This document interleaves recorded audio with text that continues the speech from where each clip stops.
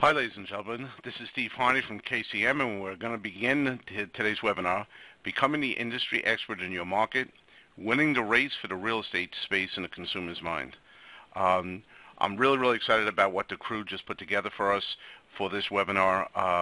We're going to really dig deep into a couple of points, but basically the overall feeling is that if you're branding yourself as an expert, if you truly are an expert, more and more consumers are going to trust you, especially at a time when trust is so very important.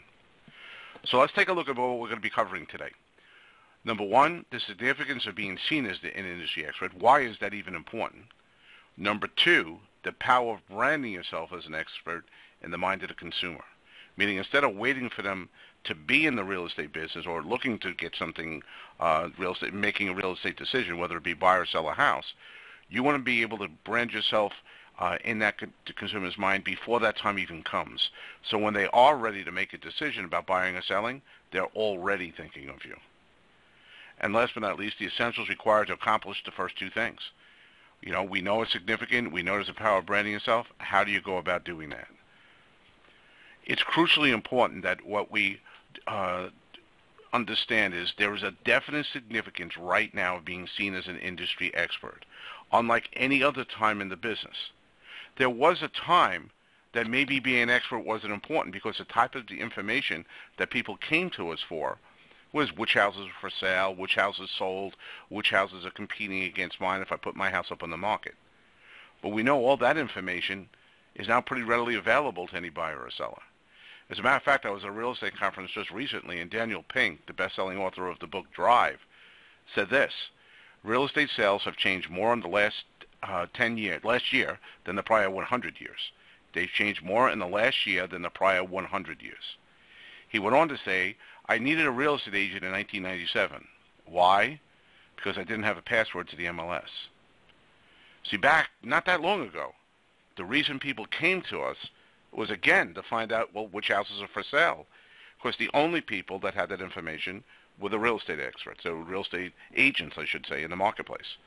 We had it all locked up in the MLS computers, and we stood guard outside those computers to make sure that no one who was not in real estate could even get that information. So that forced the consumer to come directly to us. Well, that has changed now. They have that information, and they can get that, sitting on their bed at night, looking through the internet. But there's a lot more uncertainty in the market based on what's taken place from a financial standpoint over the last 10 years. And people are having a better understanding of their overall financial picture. Now, that uncertainty, what they're trying to do is figure out, is now really the right time to buy? Is now really the right time to sell? What really is happening in the market? And when there's that uncertainty, they search for answers. An article in the Wall Street Journal that they might have, just brushed by 6 months ago because they weren't in the market to buy or sell, all of a sudden now they're reading it from top to bottom. A CNBC report on TV last night about housing, they might have 6 months ago got up to go get like a beverage or a snack because that wasn't important. Now they're riveted to that television because, again, they're in the market of either buying or selling a house. And if they listen to the radio on Bloomberg Radio, if they're in the market to either buy or sell a house right now, and some information about the housing market comes on the radio, they're all ears. They're looking for wherever they can find the answers to help them with that uncertainty that they're experiencing. Here's the challenge to that. There's a lot of confusion out there. CNN Money, just a couple of weeks ago, ran this headline: home prices jumped 13.6%. Well, we know the market's coming back and prices are coming back, and wow, they're jumping double digits. So a consumer who is searching through the internet could have seen that article and said, all right, well, prices are up, maybe now's the time to sell. Prices are going up, maybe now's the time to buy before they go up any further. But the same exact day, in the Los Angeles Times, there was a headline that said, home price increases slow. Well, wait a second. Are prices jumping up? Or are they slowing down? Because it seemed that they were in actual conflict with one another. Now, one was talking about year-over-year prices. One was talking about month-over-month prices. So the really scary thing is both headlines were based on the same exact report on the same exact day. That's where that uncertainty comes in. That's where that confusion comes in, ladies and gentlemen. And that uncertainty and confusion leads the consumer to be fearful, increases fear. So there's a pent-up selling demand right now. There are people that were not able to go ahead and sell their houses over the last several years because either they didn't have enough equity in the house, they weren't confident in their job, they weren't confident in the overall economy. Well, guess what? With rising prices, they now do have more equity. With the economy getting better, their job is more solid, and their belief in what's happening is better. So why isn't that pent-up demand, whether it be a buyer or a seller, why is it not coming into the market right now? Because there is fear about whether now's the time. Hi, ladies and gentlemen. An old Steve again. salesperson can't show just up. Making sure that everyone knows we're going to get started in about 5 minutes. Within that last 5 minutes, the way consumers look at salespeople, and this is again from Mr. Pink from that conference. He actually did a word cloud and did a study on what people think of salespeople. Here's the word cloud that he put up in that auditorium that day, me sitting in the audience. What do people think of salespeople? Well, the number one word is pushy. Another big word, yuck, hard, sleazy, slimy, difficult, annoying. Now, there are some necessaries up there. I get that. All right? But the main group, the main numbers were that we're a pushy group, hard to work with, and maybe not so easy to trust. Because right under that difficult is that dishonest.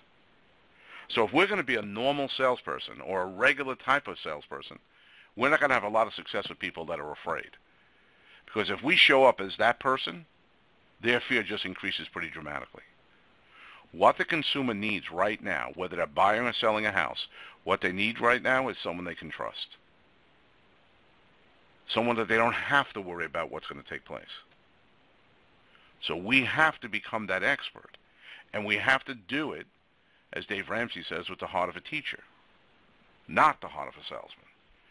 When you're getting help with money, direct quote from Mr. Ramsey, when getting help with money, whether it's insurance, real estate, mentions us specifically, or investments, you should always look for the person with the heart of a teacher, not the heart of a salesman. That's big, ladies and gentlemen. It's a big tenet to what we believe here at KCM. People are afraid. What we need to do is not go in there and tell them what to do or try to sell them on what to do. We need to figure out what's causing that fear. Where is that uncertainty? What are they not sure about? And then let's make sure that we sit down with them and take the time to prepare presentations, whether it's a listing presentation, a buyer presentation, a price correction presentation, or a negotiation of offer presentation when we're presenting an offer. Let's really prepare for that we can sit down and explain to them what their true options are in today's market and what's happening in the market. Again, with the heart of a teacher. What the consumer really needs from us, must have from us right now, are three things.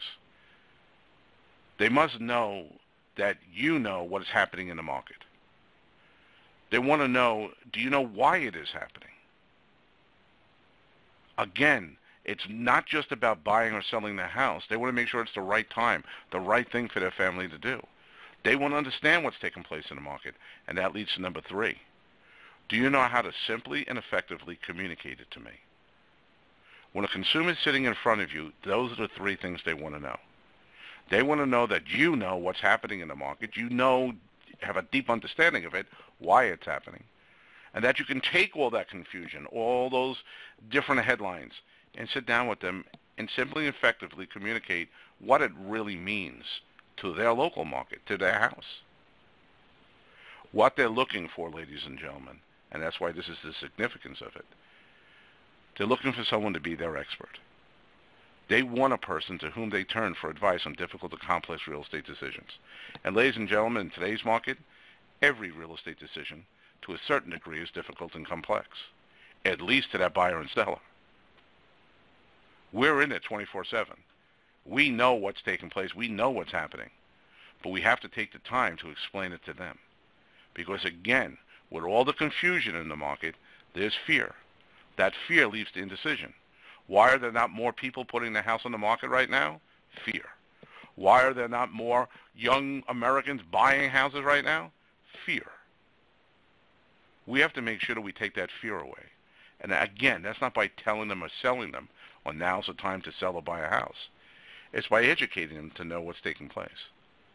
And more people are going to those experts. More and more people are looking for that person that can give them that great advice. As a matter of fact, at a recent conference I was at, Stephen Swanepoel, the American business executive, author, and motivational speaker, really has his fingers to the pulse of what's happening in real estate. He said that 7% of the agents sell about 93% of the homes in this country. It's not an 80-20 rule anymore that we always heard. 20% of the people do 80% of the business. That more and more consumers are really looking for that special agent, that expert agent. So the number of people that are actually selling the majority of the houses is really shrinking because there's a standard, there's a bar that you have to hit in order to be considered that expert, someone that they can trust in their time of fear. And it's not to add to the fear. It's not to make them more afraid. It's not to do a fear of loss close with them. It's to take that fear away, to help educate them. But they need to know who to reach out to. They need to know already who are the agents in that marketplace that will take the time to educate them. You have to let them know, and that's the power of branding yourself as an expert in the mind of the consumer. Don't wait for someone to FISBO, because there's a bunch of agents then going after that person. Don't wait to start branding yourself after you get someone that comes to your open house, because they probably visited 5 open houses that day. What you want to do is you want to start branding yourself starting today as someone who really understands what's taking place in the market and will take the time to explain it. Because now you're taking over that real estate space in the consumer's mind. Before they're ready to buy, before they're ready to sell, they've already made a decision that you're one of the people that if anyone's thinking about real estate, they should talk to you. So when their time comes, you've already have that place. You already own that place in their mind that's thinking about what agent we should use. Now, how do you do that? Well, understand the real estate market, according to Nabu Hada, NAR's Director of Digital Engagement, real estate market is shifting to effectively and consistently answering the one question every real estate pro gets asked: how's the market? That's what people want to know, ladies and gentlemen. They want to really know what's taking place in the market, whether they're buying or selling. Should they wait? Should they act right now? Is there an urgency to them acting right now? Again, not from a fear of loss, well, interest rates are going up, prices are going up. If you don't buy today, you're going to die. Not from that standpoint, not from a salesy standpoint, from a point of education. After today's existing home sales report comes out, we're going to hear a lot of people, did you hear home sales are down? Yeah, they've been down the last several of the existing sales reports. And that's going to cause some buyers and some sellers not to make a decision. Because they'll, wait a second, maybe the housing market's not doing as well as we thought. Well, let's take the words of Guy Kawasaki, talking specifically to real estate agents. To provide value, real estate agents must not only provide information, but also insights into that information. Well, what does that mean? Well, the existing home sales report came out today, and if you didn't get a chance to look at it, it was not much better than the last one, meaning sales are down. Overall sales are down. And we could talk about the fact that in some parts of the country it has something to do with the weather, and interest rates are up, and maybe that's causing some people to slow up on the purchase. We could talk about a lack of inventory. But really, what we want to explain, we want to put insights to those numbers. Because are home sales down? Well, it's all according to what you consider a home sale. Non-distressed sales are still up. See, sales, that second column from the left, this year are down compared to last year. But the percentage of distressed properties last year was much higher. 23% of all the houses sold last year were distressed properties, meaning 77% were non-distressed, regular houses in a regular real estate market. That number has shrunk pretty dramatically as we're clearing out that shadow inventory, to the fact it's no longer 23%, it's 15%. So 85% of the houses that are selling now are non-distressed properties, regular houses. Houses that prove that the market is strong. And when we take a look at the total non-distressed, the numbers are up. But that's taking the information that's going to be all over the news today, putting fear into everyone. Headlines will be all over tomorrow about the, sales are down. Well, let's just take a little bit stronger look at that and make sure that we have that type of insight. Probably the person who put it best was Albert Einstein himself. If you can't explain it simply, you just don't understand it well enough. I love that quote. Because again, how are you going to brand yourself as an expert? You're going to have to make sure that the people understand what's taking place in the market and that you're the person they can depend on to explain that to them. That's going to be big. But can you simply explain what's taking place in the market right now? Can you help that seller realize that now's the time to go?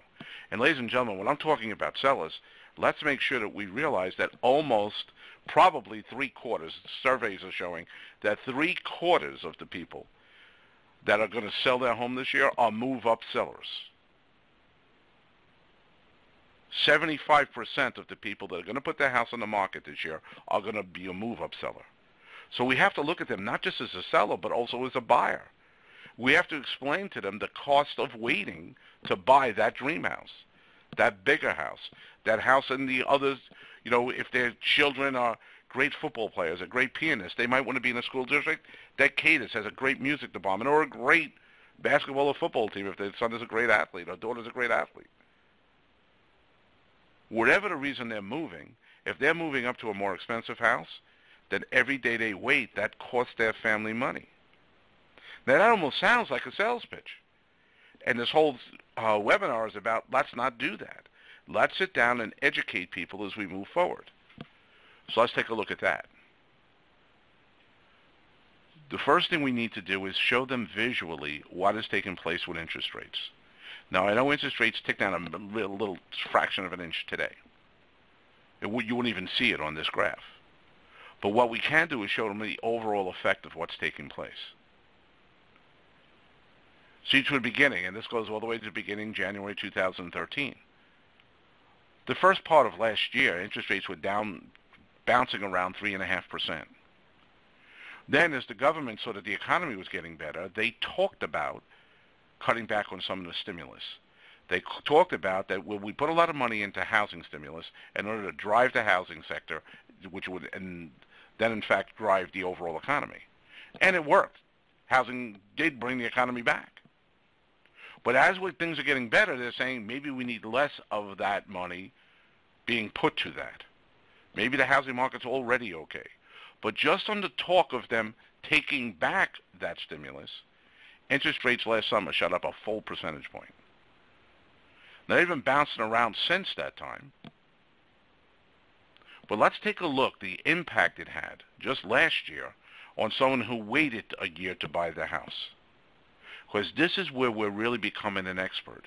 We're not just giving information. We're giving a context behind the information, meaning we're explaining to that first-time home buyer or that move-up buyer that waiting costs money.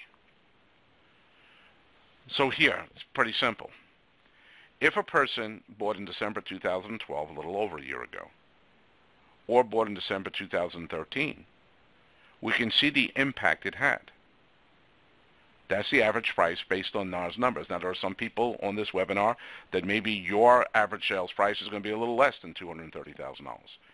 There are some people on this webinar that are going to have to add a zero at the back of that.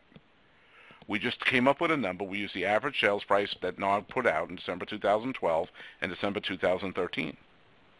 And then we went to Freddie Mac and said, what were the interest rates at both of those times? What we can see is the difference in monthly payment by waiting a year was $228.35 a month. Now, we did the math because, again, we think that's an educational situation.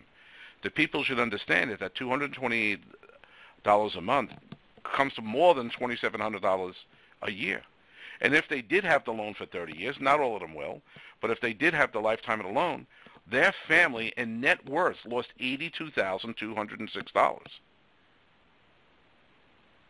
That was the cost, the true cost of waiting a year. Their family net worth was more than $80,000 less. Again, ladies and gentlemen, you want to be the expert. You're not using this as a scare tactic. What you're doing is explaining the cost of waiting. And what we'd like to do is let's go back a year. Let's not even project forward yet. Let's just take a look. Did this actually even happen already? And yes, it did. Because that will now trigger them to say, well, what's going to happen in the next year? And very obviously, if you're going to be an expert with the heart of a teacher, you're going to take the time to explain to them. Well, here are the projections, not my projections. These are the projections of the four major analysts that do projections going forward on interest rates. Fannie Mae, the National Association of Realtors, Freddie Mac, and Mortgage Bankers Association. Each of them individually believe that interest rates this time next year, second quarter 2015, are going to be over 5%. And if we take a look at today's number, it averages out to be about 1 full percentage point, just short of 1 full percentage point of where it is today. But let's just take a look at the Freddie Mac number, 5.3%. Let's take a look at if somebody waited from now, and bought next year. Because again, what are we trying to explain? We're trying to educate them to the fact that you can make a decision right now to move up to that dream house you always wanted, or wait in this house for another year. This is the ramifications of that decision. Because if we take a look at it, and we went to January 2014, because we had those average price numbers again, and if we took a look at the fact that, well, all right, interest rates 4.31% versus the 5.3 Freddie Mac is projecting for next year, here's what we're looking at. Again, that's $202 this year, if they wait a year, a month. We did the same math all the way out because we want people to understand that. Again, what we're coming from our standpoint, is not to be salespeople. And I understand. I understand that the test you took was salesperson's test, real estate salesperson's test. I understand the class you took was a real estate salesperson's class. I understand the license you were given was a real estate salesperson's license. I'm not trying to back off the fact that you're a salesman. I'm not saying that at all. I'm telling, don't act like a salesy salesperson. The best salespeople listen and educate. Listen and educate. And we think that in the real estate market, that's going to be demanded of every agent moving forward. Demanded. But now you have to be ready to do that, if that's the case.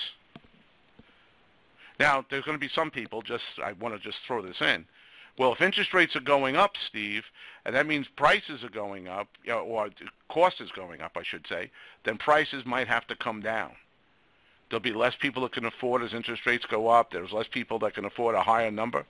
Well, I understand the logic of that argument, that if interest rates go up, and a lot of people are professing that right now.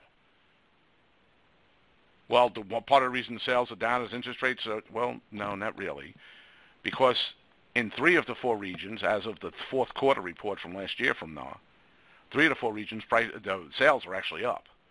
The only region they're not up is in the West, and that's because they didn't have any inventory. They ran out of houses to sell in many of the major markets. That's getting corrected now in Phoenix and Vegas and in some parts of California. They'll come back now. It wasn't just interest rates. As a matter of fact, our staff went back and looked. The last 4 times over the last 30 years that interest rates skyrocketed or jumped up quickly, what did happen to real estate values? Because some people are sitting on the fence saying, well, if interest rates are going up, values have to come down. Well, I understand the logic behind there'll be less people able to buy a certain number if the interest rate goes up and the cost goes up. But I think that what people don't realize is as interest rates go up, more and more people jump off the fence. So if we're in supply and demand, demand actually increases. And if demand increases more than supply does, prices go up. But I don't want you to believe us in saying that. I don't want you to get your seller or buyer to believe that, just saying it. We want to give you the proof positive. Here are the last 4 times in the last 30 years that interest rates shot up. Each of those 4 times at different levels, real estate values continue to climb. But what we're really talking about, ladies and gentlemen, what we're really talking about there is you being what? The expert. Having the experience, extensive knowledge. You're the one that's called in for advice. That's where the real estate industry is going right now. Now, we're getting a ton of questions in about, I love the visual, I love the visuals. If you're interested in the visuals, we have a 14-day free trial. It costs you nothing. Go to www.keepingcurrentmatters.com/trial. Now, again, the reason I'm giving that information now is I want you to hear the next part, which is probably the single most important part of the webinar. So I don't want you to be thinking about where can I get the visuals or trying to do screen captures or whatever you're trying to do. You can get everything we have in our entire website by going in now and start a 14-day free trial. Let's get back to the webinar, because now the third point is crucial. The essentials required to accomplish these 2 feats. You notice the significance of being seen as an industry expert. You want the power of branding yourself as an industry expert. What do you need to get that done? Ladies and gentlemen, the answer to that question is great content. When people are confused, when people are not sure, they want answers. So you have to make sure that you're sending out content that they can depend on, that will give them the answers to the questions that they have. But it's got to be good content. Mark Davison, the founder and partner at 1000 Watt Consulting. Frivolous content will sink as the gems of true insight continue to rise. He's one of the biggest marketing people, definitely in our industry and across many industries. He realizes that frivolous content isn't going to make it. You are not trying to promote yourself or position yourself as anything other than an expert in real estate, because that's who the people are going to reach out to. So what do we have to stop doing? Things like this. Now, if you've been on webinars before, you might have seen that picture before, because I just love this picture. I love it. Because there are still way too many agents doing a real soft marketing, putting out chocolate chip cookie recipes or cherry pie recipes. Now, I understand there could be a place for that type of marketing. I'm not arguing there's not a place for that type of marketing. But if that's all you're doing, what you're really saying to the people is you're really applying for the job as top chef, not top real estate expert. You want to be able to be seen as the expert in real estate, not the best baker of all the real estate agents in your marketplace. And sometimes that frivolous content can get into, what year did the Beatles have their first #1 hit here in the United States? Yeah, I understand that kind of gets people interested in that, but interested in what? Whether or not you could be a great contestant on the next Jeopardy? If you're not sending it to Alex Trebek, that type of information, I don't think really helps you. As a matter of fact, forget about what I think. Digital Brick is a big marketing company. This is what they say. Your goal is to have your customers see you as an asset. You want them to view you and your business as an industry leader or expert. You do this with the content you share and post. You want them to view you and your business as an industry leader or expert. Let's go back to what Swanepoel said. 7% of the agents are selling 93% of the houses. They get it. They're seen in their marketplace as the industry leader. They're seen in their marketplace as the industry expert. People go to them. That's what we're talking about right here. You need valuable content. You need content that's going to make a difference.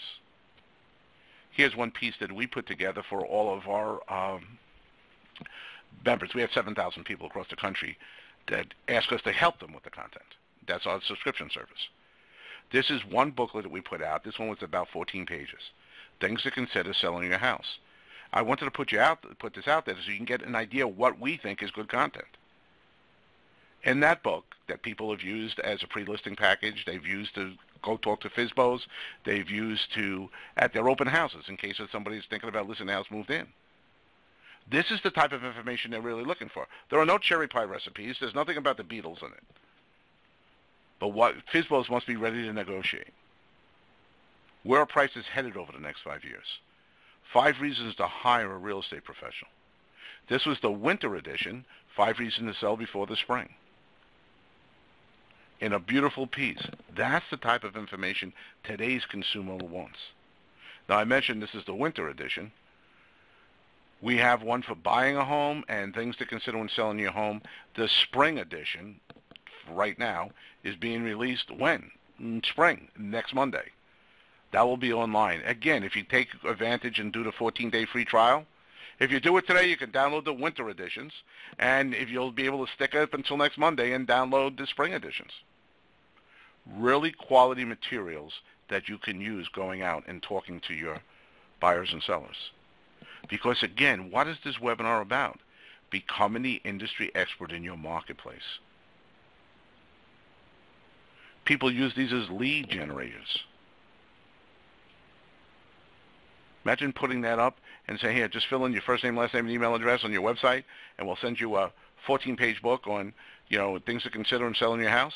Guess who's going to fill that out? People thinking about selling a house. Now, as you can see on everything I've showed you already, we believe very strongly in the power of using visuals. Very strongly on that point. Here's why. Studies show it matters. Presenters using visuals were perceived as more effective.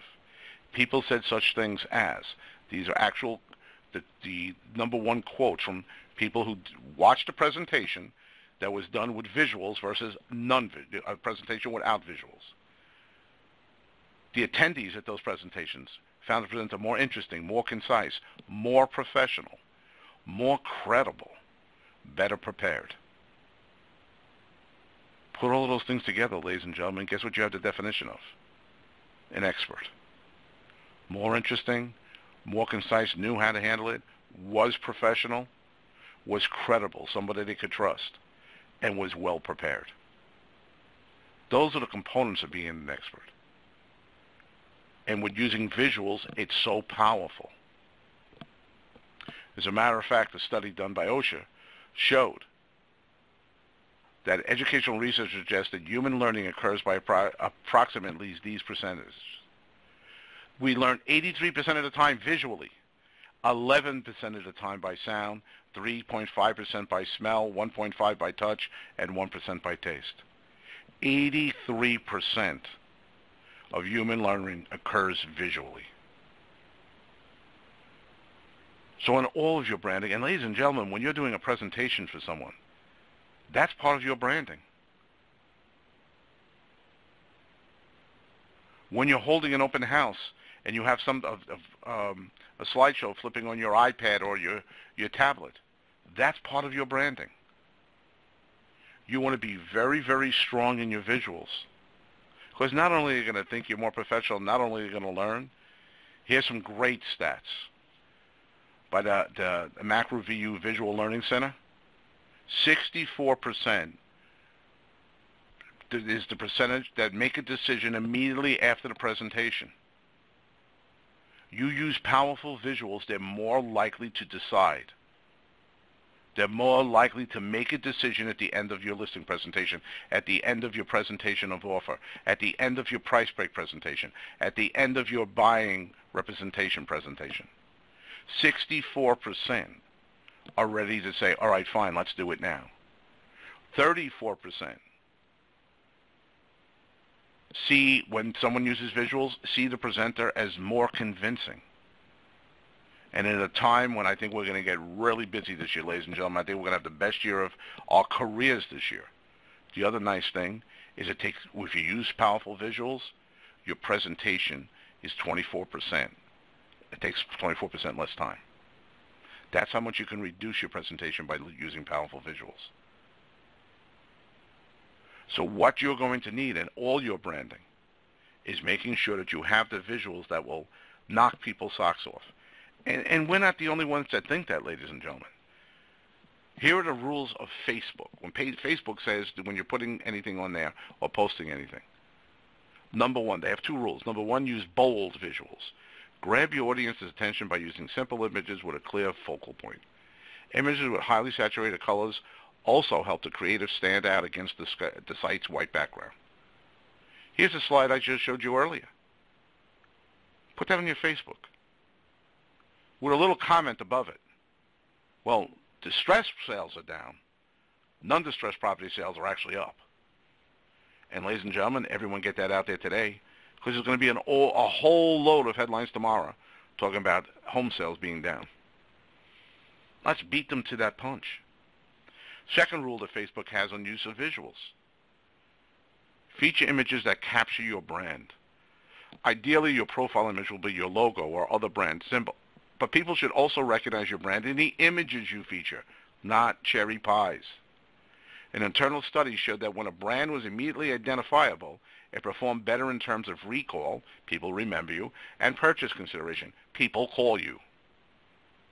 Now, the reason I have a golf club there, you say, well, see, what does that have to do with real estate? If you want a great example of how a Facebook site really understands branding, go to the Golf Channel. Everything they use brings it back to golf. There are no chocolate chip cookie recipes. There is no talking about Neil Diamond's first hit. It's about golf, because that's who they are. Again, I'm not saying there's no place for some of that softer marketing. I get the drill that they save those recipes. They put it in their junk drawer. They put it in a magnet on the refrigerator. Your picture and name are on the back of it, and say maybe someday they're going to call you. I get that. What I'm saying is that if that's the only type of branding you're doing, you're not convincing them that you're the expert in the market. And that, in the long run, is going to hurt you, not help you. And the last thing I'm going to really suggest very strongly is that with all the visuals you do create, all the visuals you do have, please make sure they're really mobile. Because, ladies and gentlemen, wear your pins, it's your real estate pins, that your company either gives you or sold you. Make sure you wear them no matter where you go. Now, I know that's kind of been out of the system recently. It's like, over the last couple of years, maybe we didn't even want anybody to know we're in real estate. We didn't want to answer their questions. There was too much heartache, too much misery. But ladies and gentlemen, the market's back now. Put those pins on. People will come to you. It's a hot item, real estate, right now. And if you have that pin on, understand that they're going to start asking you questions. If you want to guarantee that you're going to get that formal appointment, either sitting at their kitchen table taking their listing, or sitting in your office showing them houses, all right? Either one of those two things. If you want that, you have to make sure on that pre-appointment appointment, which we call, the time you bump into them at the movie theater, at your daughter's basketball game, at a concert, then when they start asking you questions there, you just have to reach into your purse or reach on your side of your belt, pull off your smartphone, reach into your bag, get your tablet, and use visuals there also, ladies and gentlemen.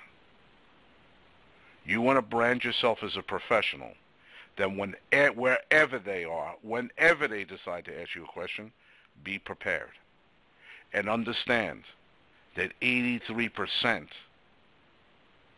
of what they're going to learn through visuals. This is big, ladies and gentlemen. It's extremely big. The use of visuals is crucial in developing your brand as a real estate professional. Well, we promised you a couple of things when we got started. We promised you that we would talk about the significance of being seen as an industry expert. 7% of the agents are now selling 93% of the houses, according to Stephen Swanepoel. The power of branding yourself as an expert in the minds of the consumer. We just gave you a couple of examples of how you can take a headline, sales are down, and turn it around. Tell them what really is happening. Take a headline, maybe now's not the time to buy, prices are up. And let them understand that waiting is only going to cost them more money, not less money. And then we talked about the essentials. You need to have powerful content. And it has to lean very heavily to a visual content. That's what attracts people, even according to Facebook. And that's what gets people to understand and remember you. That's the key to what we're trying to get across today.